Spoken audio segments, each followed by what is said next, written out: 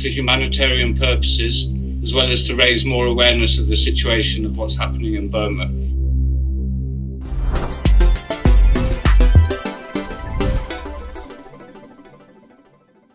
Hi, Kim. Thank you so much for talking with Khit Media. Thank you for having me. As far as I'm aware, my mother was unable to eat due to gum disease and maybe problems with her wisdom teeth. Also, she was said to have been suffering from bouts of vomiting and dizziness and was unable to walk at one stage. I know that the conditions inside the prisons in Burma are horrendous and that other prisoners suffer terribly in the prisons there. So I can only imagine that my mother's conditions are far from ideal. Well, what's happening in Burma is horrifying, and the prisoners are subjected to torture. Many prisoners die in prison. It is reported that people are tortured just for the fun of it in Burma. So I can only imagine that the conditions in prisons there are horrendous, and I worry for everybody who is in prison in Burma now. None of them are safe. I'm trying to raise more awareness of the situation around the world by doing interviews like this and speaking with the Foreign Office here in the UK, speaking to the International Red Cross. I hope that by raising awareness around the world with the international community, that we can put pressure on the Burmese military to stop this treatment of their own people.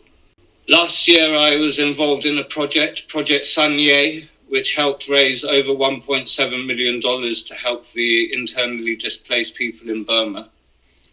And recently, I have been doing these media interviews to try and raise more awareness about the situation in Burma.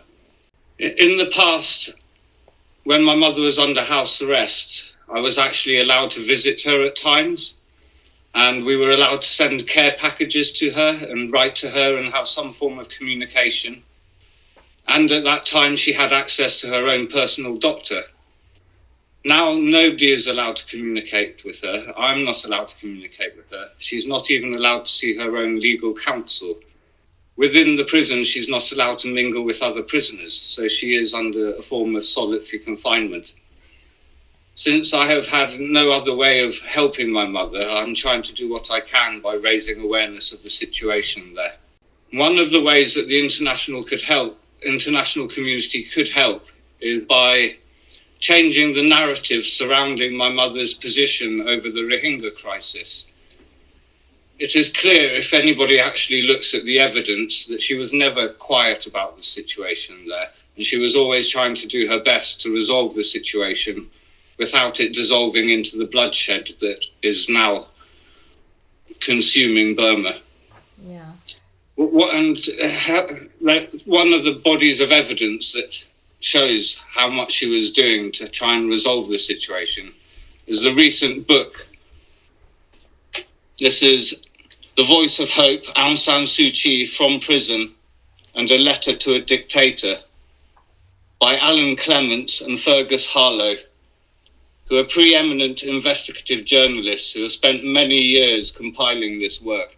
This book has been submitted to international courts of law, both in Argentina and in Germany, as evidence that completely refutes the fact that my mother was silent over the Rohingya crisis.